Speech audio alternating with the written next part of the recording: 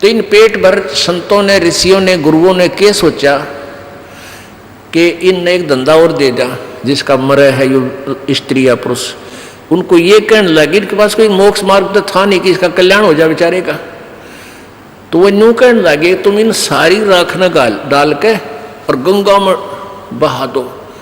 अब गंगा में, दरिया में डालने पाछे वो कितना का कित जाएगा, उसका भूत ने बेरा पट्टा ना कौन सी तेरी थी, तो वो कहते यहाँ से चाल जाएगा कि तो और नहीं तो कदे वो शहर से पट्टियाँ भरेगा, कदे घर का आगे आ जाएगा और कभी शमशान घाट में रहेगा। वो यहाँ फिर हमने दुखी करे। अब उनका मानना ये था उन गुरुओं का कि इस राख ने ठुआ के और दूर गिर का गंगा में, और वहाँ और दुकान खोल ली, वहाँ बैठ के पंडे कि भाई मोक्ष कराना है तुम्हारे पिता का, वहाँ वो जंतर मंत्र करेंगे, उनको कुछ दक्षिणा देना, उनकी फिर सेटिंग, उनके एजेंट वो गांव गांव के ब्राह्मण, वो गुरु नकली, इन्हें बहुत जबरदस्त जाल फैला रखा था जीव ब्रह्मांडे का। तो वहाँ फिर ये अस्थि ठाण का प्रोग्राम शुरू हो गया।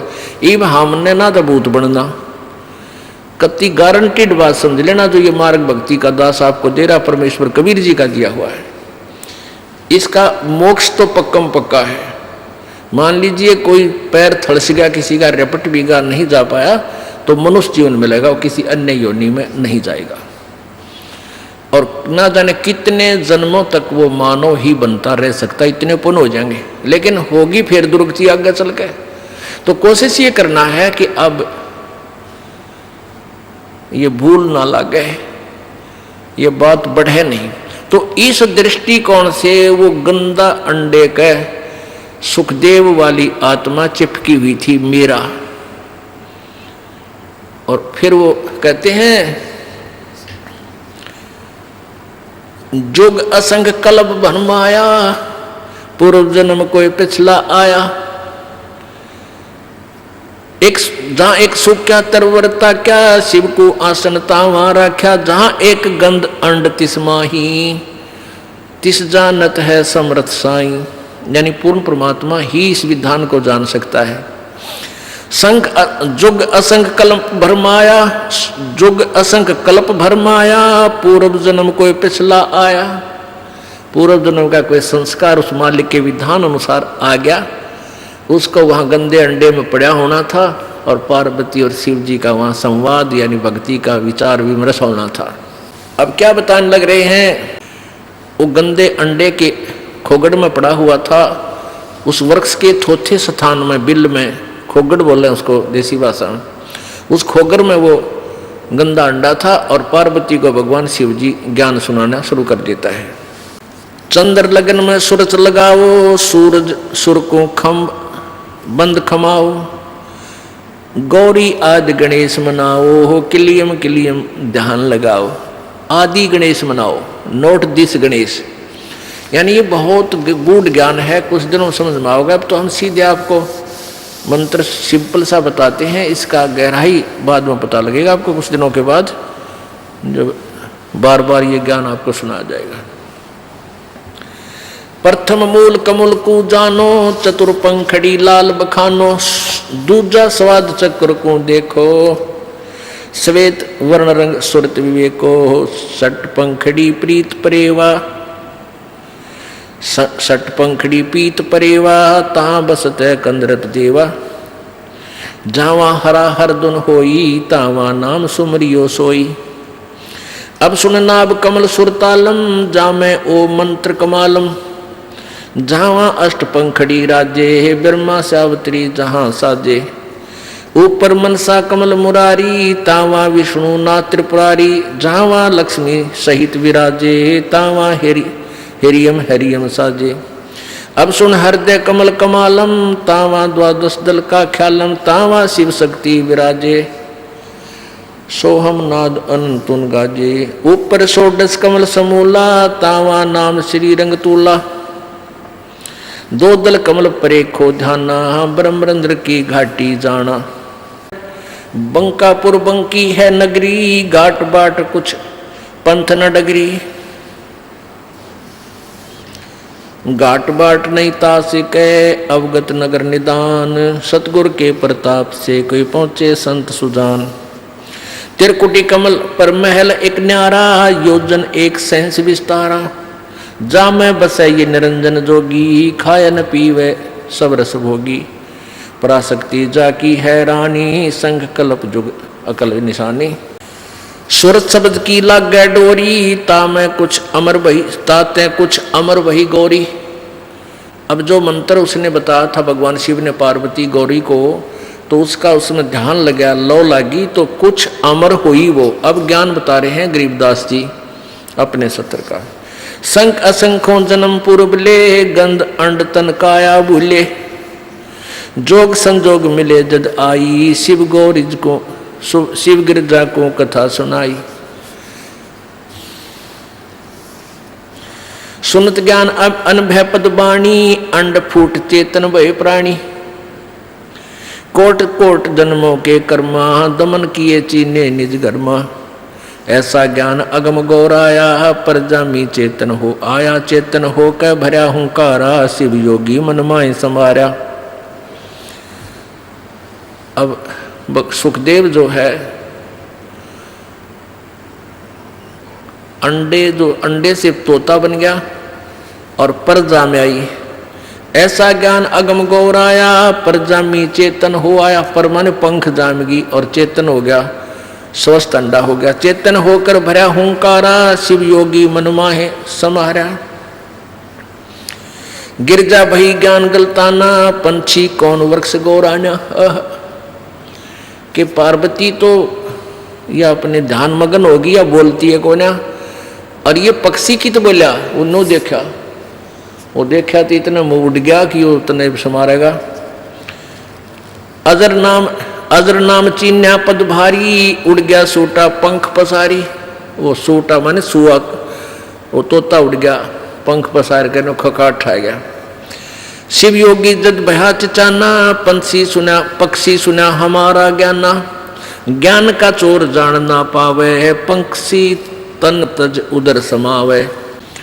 ज्ञान का चोर जान ना पावे, पक्षी तन तज उदर समावे। ब्रह्मा विष्णु ध्यान धर आए, शिव योगी को बेग बुलाए। अब शिव जी ने ब्रह्मा और विष्णु को भी बुला लिया। ब्रह्मा विष्णु ध्यान धर आए, शिव योगी को बेग बुलाए। आनंद बचन कहे त्रिपुरारी, सुन हे बचन व्यास की नारी। यहाँ एक चोर हमारा आया, तुमरे उधर आन समाया। माता बोले बाणी निक्की, हमको खबर नहीं तन जी की। 12 वर्ष रहे तन माही, लगी समाधि ध्यान दुनताही। ब्रह्मा विष्णु महेश्वर देवा, सुन पक्षी तू ज्ञान परेवा। बाहर आओ बचन सुन मोही, तुमरा नाश कभू ना होई। शिव को सुखदेव से कहा, मानो बचन हमार। उत्पत्ति पर ले मेटे हूँ, चरण कमल दीदार। बोले पक्षी बचन बिचारी, माता को सुख दीने भारी। माता कहे पुत्र सुखदेवा, गर्भियो नीमत आओ बेवा। बोले सुखदेव हलबाणी, ब्रह्मा विष्णु महेश्वर दानी। कोट कोट भुगती 84, काटो फंद पुरुष अविनाशी। तिम देवा जब थम भी माया, गर्भ उदर से बाहर आया। ओल नाल कर कस कमर मतंगा, चाला सुखदेव बनखंड खंडा बनखंड संगा। अब ज्यों ही आज सुबह भी आपको बताया था, अब इस वाणी को साथ आपके एक वाणी को साक्षी भी आपके साथ करवाया जा रहा है साथ साथ, ताकि आपका आत्मा में ये ज्ञान समावे। हमने अपने तत्व ज्ञान को निखारना है। अब जैसे दही बनती है दूध से, फिर उसको बिलोया जा है, रड़का जाता है, फिर मक्खन निकलता है। वो मक्खन भी घी कहलाता है, लेकिन उसको फिर गर्म किया जाता है। गर्म करके उसको फिर जो ओरिजिनल घी होता है उसके ऊपर कुछ मैल आ जाता है, उसको बाहर निकाल दिया जाता है। उस पहले वाले घी में था तो वो भी घी, लेकिन उसमें वो क्लियर नहीं था, शुद्ध नहीं था। उसको शुद्ध करने के लिए गर्म किया गया, उसमें जो मैल था वो बाहर फेंक दिया और शुद्ध रख लिया। तो ये सारा ज्ञान है, मक्खन है। जैसे वेद हैं, पुराण है, गीता जी है, ये जो भी ज्ञान है ये सारा मिलकर घी है, लेकिन है ये मक्खन। अब इसको शुद्ध किया जाएगा और शुद्ध करके फिर ये वो ओरिजिनल घी रह जाएगा, फिर कदे खराब नहीं हो। इस करके इसको निखारा, पहले सारा ही बताया जा रहा है, सारा ही दिखाया जा रहा है। ये सब कुछ, ये क्या बोल जानते हैं, ये कितना बोलते हैं, इनकी भक्ति कहाँ तक है, इसको ये किसको मोक्ष मान रहे हैं, और फिर वो वास्तविक घी ये सब निकाल दिया जाएगा। वो ओरिजिनल, वो शुद्ध घी रह जाएगा। वो हमारे काम का और कभी खराब नहीं होता।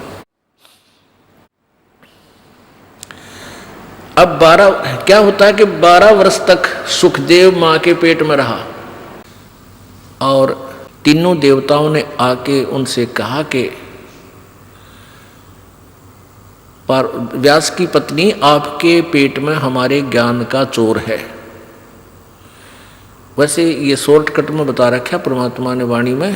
पहले ये शिवजी अकेले आए थे तो पार्वती व्यास की पत्नी से कहा था कि आप इसको बाहर निकालो, इसको मैं खत्म करूंगा, ज्ञान का चोर रहन ना पावे।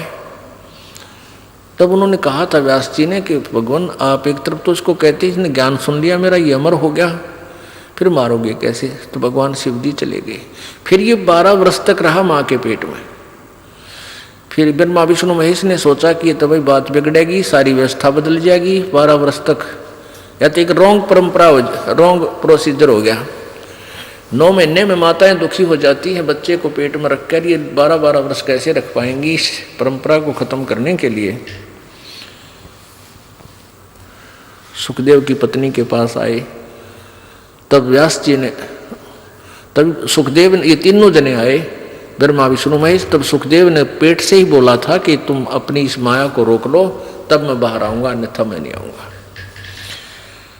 तीहू देवा दत्थम भी माया, उदर गर्भ से बाहर आया। तीनों देवताओं ने अपनी त्रिगुणमयी माया रोकी, तब ये बाहर आया। और नाल कसम कमर मतंगा, चाला सुखदेव बनखंड संगा। तीम देवा दत्थम भी माया, उदर गर्भ से बाहर आया। और नाल कस कमर मतंगा, चाला सुखदेव बनखंड संगा। 12 वर्ष बाहर आया। बाहर आते ही वो अपना, क्योंकि एक सिद्धि होती है लघु दीर्घ हो जाने की, वो सुखदेव में पूर्व जन्म की संस्कार से विद्यमान थी। तो जब माँ के गर्भ पेट में था लघु था, और बाहर आती अपना 12 वर्ष की आयु वाला शरीर दीर्घ बन गया। अपनी ओरनाल ने कंधे पर डाल के चल पड़ा। पुत्र पुत्र व्यास कर टेरे, माया मोह कुछु नहीं मेरे। को पुत्र कौन पिता कहावे, शब्द स्वरूप रहे निर्दावे। अब व्यास जी कहते हैं पुत्र आजा, पुत्र आजा। सुख दे सुख में उपजे, राई सिंह समोए। 9 नाथ और से 84 संग उपजे थे दोए। अब इन देवताओं ने कही थी कि मैं इतनी देर माया रोक सकते हैं। ब्रह्मा विष्णु महेश ने कहा था हम अपनी माया को, अपनी त्रिगुणमयी माया को हम इतने देर रोक सकते हैं, फ्रिक्शन ऑफ सेकंड, इतना समझ लें। अब गरीबदास साहिब जी ने उन्हीं की वार्ता किस हिसाब से बताई है कि सुखदेव सुख में उपजे, राई सिंह समोए। भैंस या गाय के, भैंस का सिंग ऐसा गोल होता है, और भैंस पशु कोई भी है ऐसे सिर मारता रहता है। गाय ज्यादा होती थी पहले, तो गाय ऐसे सींग ऊपर को होते हैं। तो सींग के ऊपर जब कोई राई रखे, वो रखते ही तुरंत बाहर नीचे आवे, यानी इतनी देर। कहते इतनी देर हम रोक सकते हैं, तो इतनी देर ही रोक दिया। उस दौरान कितने बालक पैदा हुए? 94। 9 तो नाथ बने, 84 सिद्ध हो गए, और 94वां हमारे सुखदेव। अब क्या होता है कि जब माँ के गर्भ में ये प्राणी होता है, माँ के गर्भ में ये प्राणी होता है, तो इसको सारा ज्ञान होता है कि तेरी गेल के बनेगी, बाहर जाके तेरे साथ क्या होगा, पहले कितना दुख उठाया, और परमात्मा की भक्ति करने के लिए मानव शरीर मिला है, इस दृष्टिकोण से वो सोचता रहता। लेकिन बाहर आते ही ये तीनों एक एक इंजेक्शन लगा देते हैं, तीनों देवता, और ये प्राणी अचेत हो जाता है। इसको कुछ भी पता नहीं तू कौन था, कितना आया है, कहाँ के उद्देश्य था तेरा। उससे सुखदेव प्रीति था, उसने सब ये बात पहले क्लियर कर ली कि मैं बाहर जब आऊंगा, जब अपनी या माया रोक लोगे। तो इतनी देर माया को रोका जैसे राई सींग समोए। राई का दाना सरसम के दाने से भी छोटा होता है, और सींग पर रखते ही या नीचे आवे, यानी इतनी ही देर समझो। इतनी ही देर में उस दौरान जो बच्चे लड़के उत्पन्न हुए, उनमें से 9 तो नाथ सिद्ध हो गए, 9 तो प्रसिद्ध हो गए नाथ, और 84 सिद्ध बन गए, तथा एक ये सुखदेव। तो इनको ऐसी प्रेरणा चेतना रहेगी अपने हृदय में कि भगवान पाना चाहिए। तो ये उस भगवान पाने की तरफ में घर से भी निकल गए, पता नहीं कहाँ कहाँ भटके। अब काल ने तो जाल लंबा बना रखा, फिर आगे नकली संत बैठा रखे जगह जगह ये ठग। तो उनको जैसे भी कोई साधक मिले वही साधना करके वो यहीं घूम फिर कांडी पाक गए। कोई सिद्ध बनकर प्रसिद्ध हो गया, कोई नाथ बनकर प्रसिद्ध हो गया, ये आकाश में उड़ा फिर है, ये मैं ऋषि बनकर प्रसिद्ध हो गया। आखिर में फिर क्या हुआ इनके साथ, पुत्र पुत्र व्यास कर टेरे, माया मोह कुछ नहीं मेरे। अब व्यास जी कहते हैं कि बेटा मेरी बात सुन, बेटा मेरी बात सुन। 12 वर्ष तेरी बाट देखी है कि बेटा बालका होगा, बार पुत्र होगा, और आज तो हमें दर्शन तो दे दे एक बार अपने पिता को। तो सुखदेव कहने लगा व्यास जी, ना जाने पीछे से सामना नहीं कर रहा है, पीछे चलता चलता बात कर रहा है कि कहीं पिता की तरफ मेरा मुंह हो जा और मोह ना हो जा। कहता है ऋषि जी, ना जाने कितनी बार तू मेरा बाप हो लिया, ना जाने कितनी बार मैं तेरा बाप हो लिया।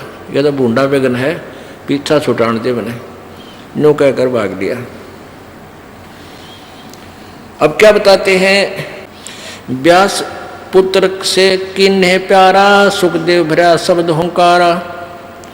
खोज न पाया व्यास गुसाई, कल्प करी उल्टे घर आई। जब वो आगे चल के आकाश में उड़ गया, व्यास जी वापस आ गए, तना अठावे बालक तेरे। आगे जाए भरे प्रचंडा, जैसे नदी 18 गंडा। सुर नर मुनि गंधर्व ज्ञानी, सबसे ऊंचा है अभिमानी। अदर विमान चले मन रूपा, गर्भ योगेश्वर ज्ञान स्वरूपा। बादी योगी बाद करे, बिचरा तीनों लोक। इंद्री 5 2500 साधी, गर्भ योगेश्वर जोगी बादी। बादी जोगी बाद करे, बिचरा तीनों लोक। सतगुरु जनक विदेही, बिन वो पावत नाही मोक्ष। अहु अग्नि बंधन बहु भारी, सुखदेव जीत्या हुरुम्बा हारी। अहु अग्नि हृदय प्रकाशा, ज्ञान दान जरै जू घासा। सुखदेव कल्प वृक्ष की छाही, जनक विदेही करे गुरु नाही। जनक बड़ा अक सुखदेव योगी, 10 सहस्राणी रस भोगी। सुखदेव बोले ज्ञान विवेका, हम स्त्री का मुख नहीं देखा। हम हैं गर्भ योनि से न्यारा, ज्ञान खड़ग इंद्री प्रहारा। कैसे शीस निवाऊं जाई, राजा जनक विदेही राजा भाई। अब जैसे आज आपको दिन में ये मौखिक सुनाया था, वही ज्ञान अब परमात्मा की वाणी के माध्यम से सुनाया जा रहा है कि ये व्यास का पुत्र सुखदेव जो था, भगवान शंकर के इस ज्ञान को, सत्संग को सुनकर इसमें सिद्धि आ गई, बैटरी चार्ज होगी। तो इससे इसमें कुछ आकाश में उड़ जाने की सिद्धि आ गई। इसी की हल्दी की गांठ से पंसारी बन गया। आपको दिन में बताया था कि पहले स्वर्ग जाता है, उसके बाद विष्णु लोक के में पहुंच जाता है। वहां जाकर इसको रहने नहीं दिया, क्योंकि इसका कोई गुरु नहीं था। भगवान विष्णु ने कहा कि आप राजा जनक को गुरु बनाओ, तब यहाँ आओ। तो सुखदेव ऋषि ने यही सोचा कि राजा जनक तो गृहस्थी है और मैं एक बाल ब्रह्मचारी हूँ, तो उसने राजा जनक को गुरु बनाना स्वीकार नहीं किया। तो वो ऋषि मुनि जहाँ ये शिव कोमन स्वर्ग में आया वहाँ क्या बताते हैं, पुंडरीक नारद मुनि व्यासा ब्रह्मा विष्णु महेश उपासा आसन आदर अति अधिकारा सुखदेव सकल माही सिरदारा 14 भवन फिर पल माही सुखदेव सरवर दूजा नाही सुर 33 शेष 88 सुखदेव की सब करें खवासी वशिष्ठ विश्वामित्र ज्ञानी कागभूषण कहो परवानी कागभूषणी ध्यान धर बहे जो पद परवान आधीनी अधिकार बिनारे सुखदेव मूढ़ अज्ञान। अब वहाँ ये सभी ऋषि देवता बैठे थे और उन्हें सारी कथा का पता लग गया उन्हीं के मुखारविंद से कि भगवान ने इनको ये कहा है गुरु बना ले राजा जनक को, और ये कहता है कि राजा जनक गृहस्थी भाई कैसे शीश निभाऊं जाई। अब वहाँ बैठे बैठे आपस में बतलावे हैं ताकि इसकी कुछ बुद्धि ठीक हो जाए। तो ये सभी वशिष्ठ विश्वामित्र कागभूषण और ये नारद जी पुंडरीक ऋषि आदि वहाँ पर बैठे थे। तो उन्होंने कहा कि कागभूषण जी आप बताओ इस सुखदेव का क्या बनेगा। तो कागभूषण जी परमात्मा की कबीर जी की शरण में आए हुए और उनको परमात्मा के ज्ञान का कुछ अंश है, उसको ज्ञान है। तो उसने फिर खरी खरी कही कागभूषण डी ध्यान दर भय जो पद परवान आदि अधिकार बिना तो सुखदेव मूढ़ अज्ञान। तेरे अंदर आदि नित है नहीं, आदि बिन्नी बिना भगवान मिला नहीं। सनक सनंदन नारद भाई सुखदेव ज्ञान बहुत समझाई अरे नारद को झीमर गुरु की न्या कहाँ ज्ञान में हो गया हीना। बोले ब्रह्मा विष्णु महेशा सुखदेव नहीं ज्ञान परवेशा। अब ब्रह्मा विष्णु महेश फिर कहने लगे कि तेरे अंदर ज्ञान का छींट भी नहीं लगी है, अध्यात्म ज्ञान से तू परिचित नहीं है भाई, इसलिए आकड़ पाड़ रहा है। बोले ब्रह्मा विष्णु महेशा सुखदेव नहीं ज्ञान परवेशा चिन्या नहीं पुरुष अविनाशी सुखदेव गर्भ योनि के वासी। जब तक तू सतभक्ति नहीं करेगा तब तक तू 84 लाख योनियों में भ्रमता रहेगा। जनक विदेही करो गुरु सोई गर्भ योनि से छूटो तो ही। जनक विदेही गर्भ से न्यारा सुखदेव गर्भ योनि अवतारा योनि संकट देह कहाई गर्भ योनि आगे है भाई। गर्भ योनि है मान बढ़ाई सो सुखदेव तू माहे बसाई। जनक विदेही करो दीदारा तो तू गर्भ योनि से न्यारा। पिंड ब्रह्मांड लोक दो योनि इच्छा बीज न सुखदेव भूनी। 14 भवन फिर पल माही उड़ा फिर पक्षी की नाई। तप का तेज ज्ञान असवारा पाया नहीं मुक्ति द्वारा। सुखदेव ज्ञान ध्यान तप हीना जब लग राजा गुरु नहीं कीना।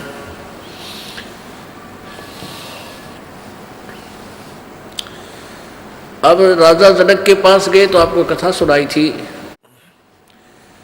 अब पहले एक प्रसंग और आता है कि जैसे अभी आपने प्रसंग सुना कि नारद ने झीमर गुरु की ना और क्या ज्ञान में हो गया हीना।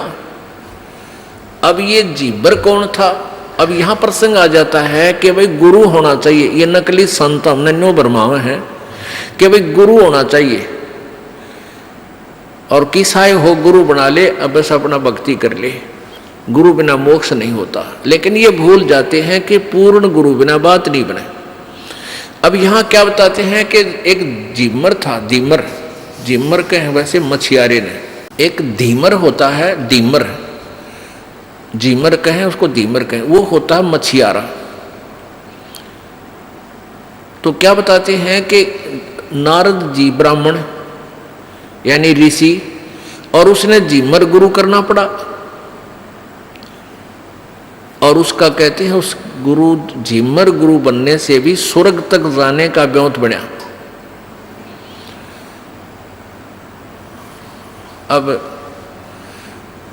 यहां वो नकली गुरु ये कह देते हैं भाई नारद ने झिमर गुरु बनाया था तो गुरु ही होना चाहिए, ये सुल्फा पाठ भी मारेंगे चलम का डूंडा ठा जाए करने होगा भाई गुरु होना चाहिए कि साय हो नाम जाप कर ले भक्ति करे।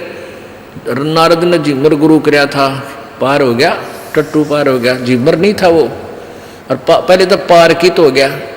फिर भी जो लाभ हुआ वो झिमर कौन था ये कंसेप्ट यहाँ क्लियर होना चाहिए। ये पुण्यात्मा जो होती है ना, पिछले जन्मों के बहुत पुण्यकर्मी प्राणी होते हैं, उनको काल इसी कसूती जगह फिट करेगा कि उस इसी जगह फंसा देगा कि उसने निकालो कौन निकाल लगा के। अब जैसे मीराबाई जी पुण्यात्मा थी और ठाकुरों के घर में लड़की का जन्म दे दिया, अब वो भगवान को चाहने वाली ऐसी जगह फिट कर दी उसने, झांकण भी ना दे बाहर गली तक पर्दा में रखा अपनी वो बेटियां ने, ठाकर लोग पहले ऐसा व्यवस्था थी। वह तड़फे बेचारी अपना जैसा भी ज्ञान हुआ परंपरा से, घर से, माता से, कृष्ण जी को भगवान मान के उससे का नाचे कूद जैसा भी व्यवस्था थी, लेकिन हृदय से रोया करती। और परमेश्वर ने वहां भी जाके निकाला उसको, कारण कुछ भी बनाया। पहले आपको कथा सुनाई थी। अब ये झिमर कौन था? ये पिछले जन्म जन्मांतर की एक पुण्यात्मा थी और इसका ऐसा जन्म कर दिया, संस्कार बना दिए कि वो उन मछियारा का घर जन्म हो गया उसका।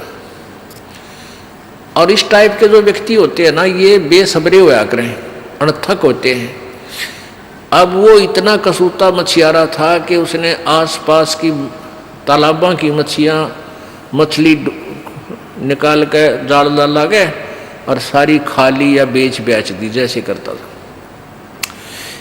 जिस राज्य में वो मछियारा रहता था, यानी वो झिमर रहता था, कालू नाम था उसका, उसके दूसरे पड़ोसी राज्य में एक राजा बहुत धार्मिक था। उसने आदेश दे दिया था कि कोई जीव हिंसा नहीं करेगा, ना तालाबों से कोई मछली पकड़ेगा, ना कोई शिकार करेगा मेरे जंगल में। उसने देखा एक दिन के सीमा के साथ वाला जो देश है उसमें एक बहुत बड़ा तालाब है और उसमें नरी मछली बहुत जबरदस्त पड़ी है। वो देखा दिन में, तो शाम ने वो बखते पहुंच गया। रात ने सुबह बखत उठ कर सोचा बखत से निकाल लाऊंगा, कोई नहीं पाएगा। थोड़े थोड़े सर्दियों के दिन थे। उसने पहला एक जाल डाला और मछली बाहर डाली, सर्दी सी लागी, आग बाल ली, आग बाल के सेक लिया, अपने हाथ पैर सेके, फिर दोबारा ट्राई करने लग गया, इतने दिन ले करने हो गया। इतने में क्या हुआ कि उसी नगरी का राजा, उस देश का राजा अपने दूसरे शहर में जा रहा था। सुबह सुबह हाथी पर बैठा आवा था, आगे सैनिक, पीछे सैनिक, अंगरक्षक साथ थे। अब चोर की तो नजर नो भी रहना कि कोई देख ना ले, उसने देखा को तुरे की वो आ गए भाई। अब एकदम काफिला ऐसे मोड़ खा गया, नू आ रहा था रास्ते से, जंगल होते बन होते थे, एकदम नो टर्न किया, सारा ही 100-200 फुट की दूरी पर उसने देखा ये तो आगे भाई। अब उनको तो ध्यान नहीं था, उसका ध्यान गया कि मर गया आज तक तू, यो राजा आ गया, ये तो फांसी दे है, जो कोई फांसी की सजा देता है जो जीव हिंसा करता पकड़ ले। अब उसने सोचा अब क्या करूँ, वो मछली तो सारी धका दी, जल में डाल दी, और वो जो उसने आग बना के सेका था वो धुआं सा बन गया। लकड़ी जला रखी थी, उड़े बैठ गया आंख मीच के। एक लंगोट तन पे था, दाढ़ी मूछ बड़ी हुई थी, महात्मा के सा रूप पहले ही था उसका, क्यों पहले इसे का दाढ़ी बाढ़ सब का बड्डे रहा करते। और एक लंगोट तन पे था। उसने सोचा और कोई तरीका नहीं, तू साधु रूप बना ले। अपने शरीर पर सारे घर राख पड़ी थी वह ला के और मुंह माँ पर लाकर बैठ गया, नुआ कट के आसन पदम लगा के। अब महात्मा ने राजा बड़ा धार्मिक था, उसने सोचा अरे देखो महात्मा बैठा भाई, रोको एक बार। जब कति सामने आ लिया ना, वो रुकवा लिया, रो माड़ी आँख खोल ले, देख ले जालिया काड़े है। वो जब सामने वो रोक लिए, राजा नीचे उतरन लग गया, वो ला के पैड़ी सी हाथी पे सीढ़ी ला के, वो जान गया काज मर गया तू भाई। अब वो डरते ने भगवान याद करया। अब भगवान याद किया कि डरते घी बंदगी रो समाधि लागी। ये पिछले पर संस्कार होते हैं, वो तो बस सुकड़ गया भीतर ने, वह सुरती ऊपर न चढ़ गई। राजा आया, प्रणाम करया, राम राम करी, ना बोलिया कि मैं डरता ना बोला। तो राजा ने सोची वे संत साधु को गणा नहीं छेड़ना चाहिए। प्रणाम करया, राख ठाई माथे गलाई, चरण छुए और 5-7 सोने की मोहरें वो दोनों पर भेंट करके राजा चल पड़ा। अब उसकी चढ़गी सुरती, डरते कि कुछ पिछले संस्कार होते हैं पुण्यात्माओं। अब उसकी पत्नी ने सोचा, झिमर की ने, कि आज वो न्यू कह था मैं दूसरे राजा के तालाब से मछली पकड़ के ले आऊँगा, और वो तो वहाँ कहते हैं वो निषेध है मछली पकड़ना, कहीं तेरा पति पकड़ ना लिया हो। वो गई, उसने देखा वो तो बैठा ने आसन पद्म लगा कर समाधि चढ़ रही। अंदर देखा नज़ारे ऊपर के, दोपहर होगी, वो बैठा वहीं पर।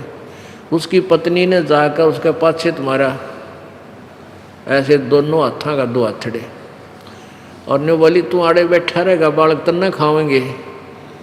बन गया कि बाबा जी। इब उसने ने सोची, ने बोला जी मैं तो आज आया था, आज आया था मैं तो आज। उसने सोची वो राजा के जो है सेवक लागे इतने गड़न, ने बोला जी मैं तो आज आया था, पहली बार आया हूँ मैं तो आज, मैंने मछली ना पकड़ी है वह, मैं तुम्हें आ गया था। दुआ देखी, वो देखा उसकी पत्नी है पाछे ने। तो वो कहने लगा कि वो कहाँ गए, कौन राजा आया था, नहीं भी थे, कहाँ गए वह। अब वह बोली तो सपना देखा होगा तने। ने बोला ना सपना नहीं देखा, सच्ची देखी, सामने दृष्टि देखी। वो धोने के ऊपर वो सरफी डाल रखी, कुछ राख सी उड़ के उनके ऊपर होगी, उन्हें थोड़ी सी चमकी, हाथ मार के देखा, वो 7 मोर सोने की पाई।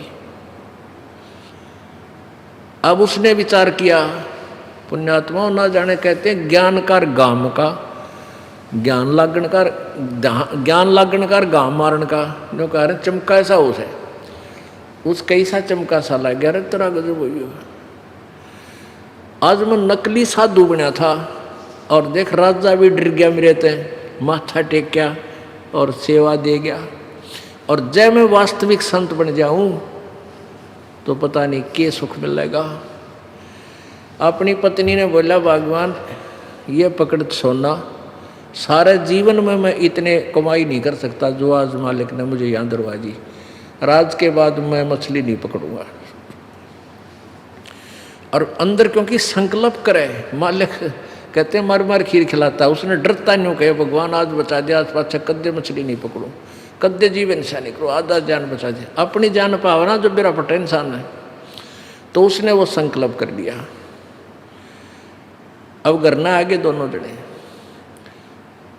वह कहते हैं 3 लोग से तरपतना यो मन भोगी खसिया। उसकी पत्नी बोली क्या हो गया, सोना इतना तो ठीक है ले मिल गया, लेकिन काम करे बिना ना सरा कर जा, मछली ला पकड़ गए।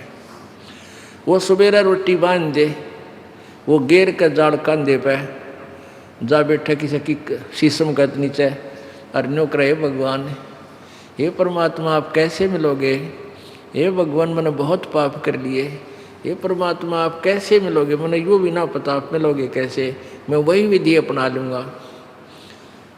अब रोज जा रोटी खा के खाली जाल उल्टा ले आवे, घर में लड़ाई रोज हो। अब कहते हैं परमात्मा सौछल सीधर मैं करूं अपने जन के काज। वो पूर्ण परमात्मा आए एक साधु रूप में, उनसे बात करी और कहा बेटा क्या चाहता है। कि भगवान महाराज जी मैंने भगवान परमात्मा पाने की कोई रास्ता बता दो, मैं बहुत पापी प्राणी हूँ। वो पाप मुझे आज दिखाई देते हैं जो मैंने अपने जीवन में कर लिए। तो परमात्मा ने कहा बेटा यो मंत्र जाप किया करें। कहते हैं सो हम शब्द हम जग में लाए, सार शब्द हम गुप्त छुपाए। यो एक मंत्र उस जीमर को दे दिया परमेश्वर ने। अब परमात्मा ने किसी को तो टायर दे रखा है, किसी ताई स्टीयरिंग पकड़ा रखी है कि इनकी रुचि बनी रहे। एक के खिलौना दे रखा है, उससे कुछ लाभ इनको होता रहा थोड़ा बहुत। तो ऐसे अब कालू झिमर उस परमात्मा द्वारा दिए गए मंत्र का जाप करता था। अब नारद जी को श्राप दे दिया कि 84 लाख योनियां भोगेगा। तो उसको बताया गया कि तू कैसे तेरा छुटकारा हो कि सुबह सुबह जा और सुबह इस दिशा में जाएगा। नारद जी को कहा और सामने जो व्यक्ति प्रथम तुझे मिले उसी को गुरु बनाना। अब नारद जी जब सीधा जा रहे थे, सामने वो झिमर आ गया। लोग तो फिर भी झिमर ही समझ रहे थे, पर वो झिमर का काम करा नहीं था, वो धीमर नहीं था उस समय। लेकिन यह फीत के उतारे समाज बहुत दूर देर तो उतारा है। अब जैसे कोई सरपंच बन जाता है और उस योजना में या अगली योजना में वो फिर दोबारा सरपंच नहीं बनता, तो आजीवन उसको सरपंच की मोहर लाए रहा करें, हालांकि वो सरपंच नहीं होता उस समय। ऐसे ही वो धीमर नहीं था, फिर भी लोग उसको झिमरा कहा करते हैं जाति के आधार से। तो नारद जी देखा कि सामने गया तो वो झिमर पाया, अकड़ा इसने के गुरु बनाऊंगा। वापस आ गया। अगले दिन सोचा कल जाऊंगा, कल सुबह फिर गया, फिर वो ही मिला गया। तब उसको बताया, नारद को बताया गया कि इसको चरण छू ले, न तेरी साथ से। तब उस नारद को ने उसी को गुरु बनाया जो सामने नजर आया। तो उसने नारद को फिर ज्ञान बताया और हमने काम बिगाड़े हैं।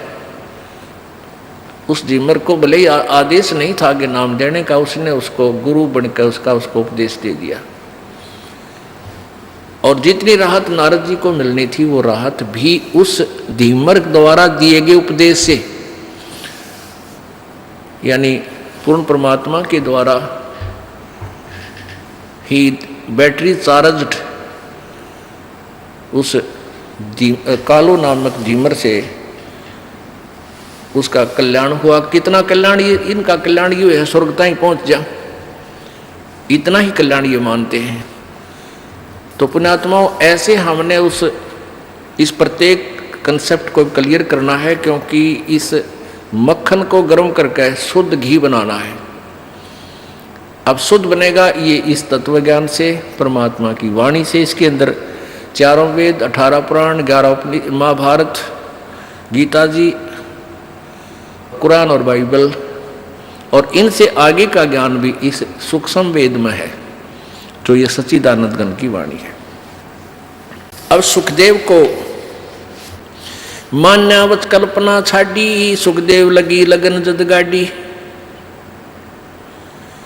सुखदेव छाड़ी मान बढ़ाई, जनक विदेह की गुरु जाई। बोले जनक विदेही राजा, इंद्री दमन करी किसका जा। ब्रह्मानंद पद लख्या न तो को, ऐसा दर्शत है सब मोको।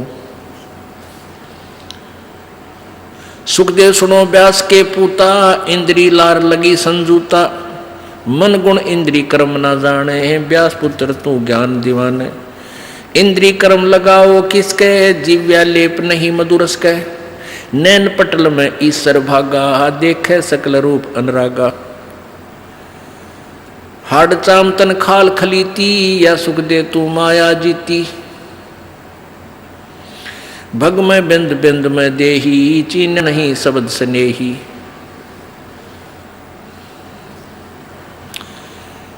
पुण्यात्माओं, ये तत्व ज्ञान है, इसके अंदर आपको बहुत गहनता से जाना होगा। अब क्या बताना चाहते हैं? अब कबीर परमेश्वर का ज्ञान गरीबदास जी बता रहे हैं। सार वस्तु तो अंदर लीनी, सुख जमीन को दीक्षा देनी, सुख जमीन मिलती ना भाई, स्वाति सीप सब ऐली जाई। सुख जमीन की टक्कर लागे, जब मोती सो है गल धागे, खारा नीर गंध हो जावे है, दोपड़ खुले कौन चितावे।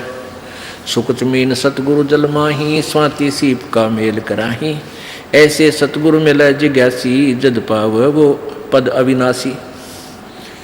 सुख जमीन सतगुरु हो आया, जिन ये भेदी भेद बताया, कर्म कुसंगति खारा नीरा, मोती खंड होत नग हीरा, बैरागर धम गिरती पावे, चलता हीरा तुरत लखावे, धम गिरती हीरे को जाने, यूं सतगुरु लावे चोट निशाने। अभी आपको बताया था कि एक सीप होती है, और सीप जब उसमें मोती बनने की एक प्रेरणा बनती है, तो वो ऊपर आ जाती है, उसको प्यास लगती है, वो समुद्र जल ग्रहण नहीं करती, वो समुद्र के ऊपरली सतह पर आ जाती है समुद्र के, और ऊपर से वर्षा जब हो रही होती है उस समय उसका मुंह खुल जाता है। जिस हो रही हो तो खुला हो, तो उसमें वर्षा हो रही हो तो उसमें से वो बूंद ग्रहण करते, उसको स्वाति बूंद बोलते हैं, स्वाति। और उसको फिर वो मुंह बंद हो जाता है, उसके अंदर मोती बनना शुरू हो जाता है। मोती बनते बनते क्या होता है, फिर उसका दोबारा मुंह खुलना शुरू हो जाता है स्वाति सीप का, और उसके ऊपर एक मांस का एक पर्दा सा छा जाता है। मोती के स्वाति के ना उस सीप के मुंह पे एक मांस का पर्दा सा, एक जैसे मकड़ी का जाड़ा देखा हो आपने, सफेद सफेद सा कपड़े जैसा होता है, ऐसा एक मांस का ऊपर कवर सा लग जाता है, और अंदर वो मोती बन जाता है। अब मोती स्वाति भी मिल गई और सीप भी है।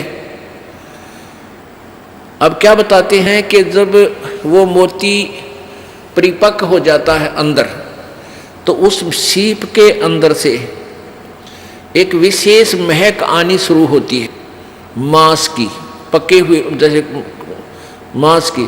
तो एक बहुत ही पतले से मुंह की एक मछली होती है, पतले से, उसको सुकचमीन बोलते हैं, पतला सा मुंह, पैन कैसा हो उसका मुंह।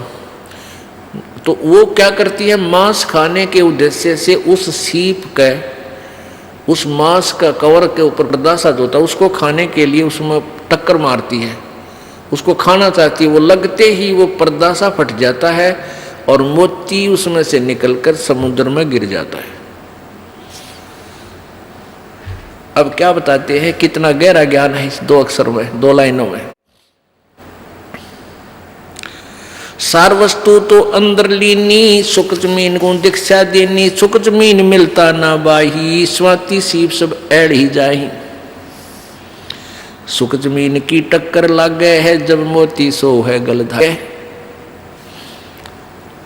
अब क्या बताते हैं, मनुष्य जीवन भी आपके पास है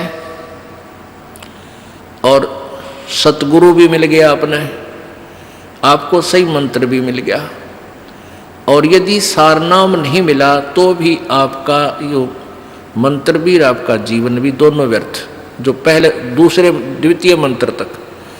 अब कहने का भाव ये है कि जैसे वो मोती सीप तो समझो शरीर है, और स्वाति समझो मंत्र आपको मिल गया सतनाम, और मोती बन गया। और सुख जमीन मिलता ना भाई, स्वाति सीप सब ऐड़ ही जाई। सार नाम आपको नहीं मिला है, और आखिरी सांस तक आपकी इसके अंदर श्रद्धा, पूरे गुरु जी में श्रद्धा, यानी आखिरी सांस तक इसकी जाप नहीं किया। यहाँ एक उदाहरण दिया है कि यदि ये सार नाम आपको नहीं मिलता तो तुम्हारा ये सतनाम तक की कमाई भी और आपका ये जीवन भी व्यर्थ जाता।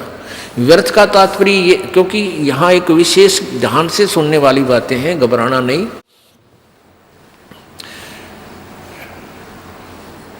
अब जैसे आपको सतनाम मिल गया और सारनाम मिला नहीं और आपकी मृत्यु होगी, पहली बात तो ये है कि परमात्मा उस प्राणी की मृत्यु नहीं होने देगा।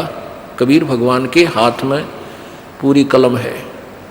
जमजो राजा से डरे मिटे कर्म के लेख, अदली अदल कबीर हैं, असल कबीर हैं ये कुल के सतगुरु एक। ये नहीं आपके जीवन नहीं जाने देंगे, पूरा काम करके और तब आपको यहाँ से फारिग करेंगे, ये इनकी समर्थता है। और जो बकवाद करते हैं, नाम भी ले रहे हैं, सही ठिकाना यानी सही श्रद्धा से नहीं है, वो जा भी सकते हैं, वो फिर परमात्मा उनको पकड़ नहीं करता। भक्ति भी करते हैं, श्रद्धा ठीक नहीं है, पूरी नहीं बन पाई है, तो मृत्यु भी हो जाएगी। तो उनको फिर वैसे तो व्यर्थ हुआ क्योंकि सारनाम मिला नहीं, लेकिन फिर भी वो ऐसा व्यर्थ नहीं होगा जैसे औरों का होता है। उन अन्य साधकों से चाहे 1000 वर्ष तक तपस्या और अन्य पूजाएं करके चले गए, उनसे भी आपका जो मंत्र की कमाई है वो असंख्य गुना घनी आपके पास है। न जाने कितने दिन स्वर्ग में रहोगे या कहीं और दूसरे लोकों में राजा बन जाओगे, तो ये व्यर्थ गया, यानी जो उद्देश्य था वो पूरा हुआ नहीं। अब ये एक उदाहरण देना चाहते हैं आपको गहराई से समझाने के लिए। जिनको ये तीनों नाम प्राप्त हैं वो प्राणी के लिए ये चैप्टर आज चल रहा है। सुकच मीन मिलता ना भाई, स्वाति सीब सब ऐल ही जाई। सुकच मीन की टक्कर लाग गए, सुकच मीन मिलता ना भाई, स्वाति सीब सब ऐल ही जाई। सुकच मीन की टक्कर लाग गए, जब मोती सो है गल दागे। अब सुकच मीन ने उस सीप के उस मांस के टुकड़े को खाने के उद्देश्य से टक्कर मारी, वो खड़क दे ही मोती नीचे निकल गया। तब वो मोती निकाला गया गोताखोरों के द्वारा और फिर उस मोती की कीमत हुई, फिर वो सीने पर आकर सुशोभित हुआ। परमात्मा हमें बताना चाहते हैं कि पूरी साधना पूर्ण सम से प्राप्त करके ही आप परमात्मा के दरबार में सुशोभित हो पाओगे, अर्थात पूर्ण मोक्ष प्राप्त करोगे। फिर आगे क्या बताते हैं, पूरे गुरु के बिना ये काम नहीं बनता। सुकच मीन सतगुरु हो आए, जिन ये भेदी भेद बताया। कर्म कुसंगति खारा नीरा, मोती खंड होत नग हीरा। बैरा गर्दम गिरती पावे, चलता हीरा तुरत लखावे। दम गिरती हीरे को जाने, न्यो सतगुरु लावे चोट निशाने। अब ये हीरा जो होता ना, एक हीरा ये पत्थर में बन जाता है, पत्थर में होता है, पहाड़ में, और इसकी इतनी ताकत होती है इसमें, ये कुछ ऐसी गर्मी पाकर के वहाँ पहाड़ की, और ये पत्थर को फोड़ता उसके अंदर से चल चल चल करता हुआ चल पड़ता है, जिधर भी इसकी दिशा बन जाती है। तो पहले राजा लोगों के पास एक धम गिरती होते थे। धम गिरती वो क्या होती, उनके अंदर एक ऐसी कॉमन सेंस होती है, ऐसी उनकी सुरती लगती थी, वो ध्यान से यानी अपनी ऐसी सुरती को पत्थर से पहाड़ पर तचा देते थे कि वो हर उस पत्थर की उस हीरे की दिशा को बता देते थे कि ये इधर को चल रहा है। अब जैसे उनके पास बैठ जाते पहाड़ के, और उस आवाज से अंदर हो रही आवाज बहुत गहरे, किसी को नहीं सुन रही वो बाहर, उसकी सुरती उससे कनेक्ट हो जाती, और वो फिर सुनता है ऐसे कान से लाकर कि वो इधर उसकी दिशा है, वो बता देता इधर आ रहा है, इस स्पीड से आ रहा है। तो आगे जाकर राजाओं से बता देते थे कि यहाँ एक खोद दो इसको गड्ढा, इस पहाड़ के बीच में या खुदाई करवा दो, ये वहाँ तक इस समय में पहुँच जाएगा। तो वहाँ जाकर के आगे उसको पत्थर को कटवा देते थे राजा लोग मजदूरों से फटाफट, और वो हीरा आता और उसके अंदर से आके, क्योंकि आगे रास्ता उसको मिलता नहीं, गड्ढे में खड़क दे ही निकल जाता, वो हीरा फिर राजा लोग प्राप्त कर लेते थे। तो क्या बताते हैं, बैरागर धम गिरती पावे, चलता ही तुरत लखावे। बैरागर इसको हीरे को बोलते हैं। और चल धम गिरती पावे, बैरागर धम गिरती पावे, चलता हीरा तुरत लखावे। अब कहाँ लाए हैं इस पॉइंट को? धम गिरती हीरे को जाने, नो सतगुरु लावे चोट निशाने। कि जैसे धम गिरती वो हीरे की परख करने वाला कि किधर को जा रहा है, यहाँ चोट मार दो, यहाँ खाली कर दो, या काट दो इसको, यहाँ ये हीरा आएगा। कहते हैं धम गिरती हीरे को जाने, नो सतगुरु लावे चोट निशाने। ऐसे परम संत, पूर्ण संत इस मुक्ति रूपी हीरे को आपको प्राप्त कराने के लिए वो निशाने पर चोट मरवाता है। ऐसी साधना करो, ऐसी रहनी रहो, और ये सत्सार नाम इसकी ऐसी पूजा करो। अब प्रसंग चल रहा था, अब जैसे सुखदेव ऋषि को जहां तक का भी ज्ञान था, उसने अपने शिष्य चरणदास जी को बताया, और चरणदास जी ने आगे अपने गुमानी दास जी को बताया, गुमानी दास जी ने नित्यानंद जी को बताया। अब नित्यानंद जी को जितना ज्ञान था उसने उसी को फाइनल मानकर, उसी को पूर्ण मोक्ष मानकर, और उसी सत्र का ज्ञान कहा। ज्ञान तो बोला है, सोचा है कि मैं बड़े ऊंचे लास्ट पॉइंट का बोल रहा हूं, फिर भी हमने अपने ज्ञान को सुचारू करने के लिए अपनी आत्मा में इसका ग्रहण करना है। लेकिन ये ज्ञान होते हुए कि ये संत किस कैटेगरी का था, फिर भी प्रेरणात्मक जो ज्ञान है वो सबका मिलता ही होता है। तो नित्यानंद जी को जो ज्ञान था सुखदेव ऋषि से प्राप्त था, स्वर्ग तक का टारगेट था। उसने भी ये कहा कि ये घर, ये तुम्हारा स्थान नहीं है, और वो स्वर्ग तुम्हारा स्थान है। अब इस नित्यानंद जी पढ़ा लिखा था, एजुकेटेड था, तहसीलदार था। इसने कबीर जी की वाणी भी पढ़ रखी थी और भी संतों की वाणी पढ़ी हुई थी। तो इसने खिचड़ी सा ज्ञान बना के ये सोच रखा था कि कोई और स्थान है, लेकिन उसकी पूजा सतलोक की। जैसे टिकट तो आप ले रहे हो किसी नाइजीरिया की और बात कर रहे हो अमेरिका की, तो वह टिकट जीत की है ना, टिकट उस बैठे पाचे जहाज में, वो नाइजीरिया जा छोड़ेगा तो पाचे अमेरिका की करता रहे। तो जो साधना, जो मंत्र उसके पास था वो स्वर्ग तक का था, और सुनी सुनाई बातें उसने ऊपर की भी कहने की चेष्टा की। अब यहाँ उनकी वाणी में फर्क आ जाएगा। कैसे? क्यों भूली घर अपना, ये ना देश तुम्हारे, फिर पाछे पछताओगी, कर ले सोच विचार। अब नित्यानंद जी अपनी हमें सबको समझाने के लिए अपनी ही आत्मा को प्रेरित करके कह रहा है कि ये तुम्हारा घर नहीं है, ये स्थान तुम्हारा ठिकाना नहीं है, ये मृत लोक है, सबने जाना है। तो क्या बताते हैं? बिन सतगुरु ना पाइए घर अपने की राह, संतों शरण लाग के सूरत सबद समा। बिल्कुल ठीक। फिर आगे देखो, अब यहाँ कच्चापना होगा भाई। संख असंख्यों कोश है तेरे पिया का देश, एक पलक में पाइयो ले सतगुरु उपदेश। यहाँ कच्चापन आ गया इनकी वाणी में, ज्ञान नहीं, अनुभव नहीं, सुना सुनाया। संख असंख्यों कोश है नहीं। गरीबदास जी ने परमेश्वर कबीर जी की महिमा को कैसे बताया है कि वो फिक्स बता दिया, जो क्योंकि वो वहां से आए हुए महापुरुष थे।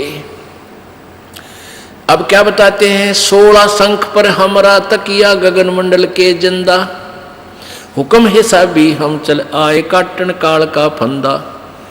इन्होंने फिक्स बताया कि 16 शंख कोश पर हमारा स्थान है, सतलोक, और हम ऊपर की सैर सपट्टे यानी ऊपर जाने वाले, यहाँ भ्रमणे वाले महात्मा नहीं है, यहाँ इधर उधर भ्रमण करने वाले हम जिंदा नहीं है, महात्मा नहीं है। हम तो गगन मंडल के जिंदा, यहाँ से चलकर हम श्लोक डट्याग्रह उधर सैर सपट्टा करते हैं, यहाँ का नहीं करते। 16 शंख पर, 16 शंख कोश पर हमारा सतलोक है। ये क्या कह रहे हैं? शंख शंखों कोश है तेरे पिया का देश। ये स्वर्गग्रह है यहाँ पर, और ये बात करे सतलोक की, शंख शंखों कोश बता रहे।